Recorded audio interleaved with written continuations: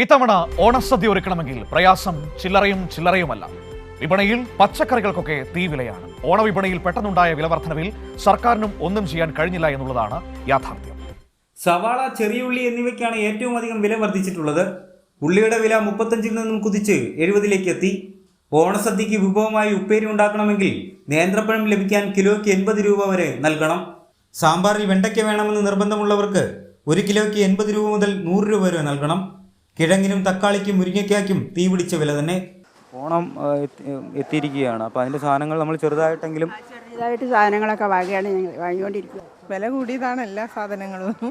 ജീവിക്കാനുള്ളൊരു ബുദ്ധിമുട്ടുണ്ട്. ഓണമായതുകൊണ്ട് നമ്മൾ എന്തായാലും വാങ്ങണമല്ലോ, കാണാൻ പറ്റിയ ഓണം ഉണ്ടാണെന്നാണ്. ഉള്ളി ഇപ്പം വില കൂടി. ഉള്ളി 60-65 അങ്ങനെ കൂടി വരിക. കയറ്റിൽ വില കൂടും, ബീറ്റ്റൂട്ടും കൂടും. വിലക്കയറ്റം പിടിച്ചു നിർത്താൻ സംസ്ഥാന സർക്കാർ വേണ്ടത്ര ഇടപെടൽ ഉണ്ടായിരുന്നില്ല എന്നാണ് പ്രതികരണങ്ങളിൽ നിന്നും തെളിയുന്നത്. ക്ഷേമ പെൻഷൻ പോലും പലർക്കും ലഭിക്കാത്തത് സാധാരണക്കാരുടെ ഓണം കൂടുതൽ ബുദ്ധിമുട്ടിലാക്കിയതായി ഒരാൾ പ്രതികരിച്ചു. ഓണത്തിന് വലിപ്പണക്കാരല്ല, വിലക്കയറ്റം ദിവസം കൂടുന്ന സാധനങ്ങൾക്ക് വില കൂടുതലാണ്.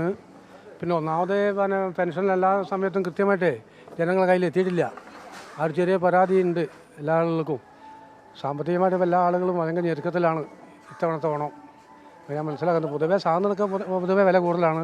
അപ്പോൾ കുറവെന്ന് പറഞ്ഞാൽ തക്കാളിക്ക് മാത്രമേ ശേഷം വില കുറവുള്ളൂ. ചെലവുകൾ ചുരുക്കി ഇത്തവണത്തെ തിരുവോണം ആഘോഷിക്കേണ്ട ഗതികേട്ടിലാണ് മലയാളികൾ.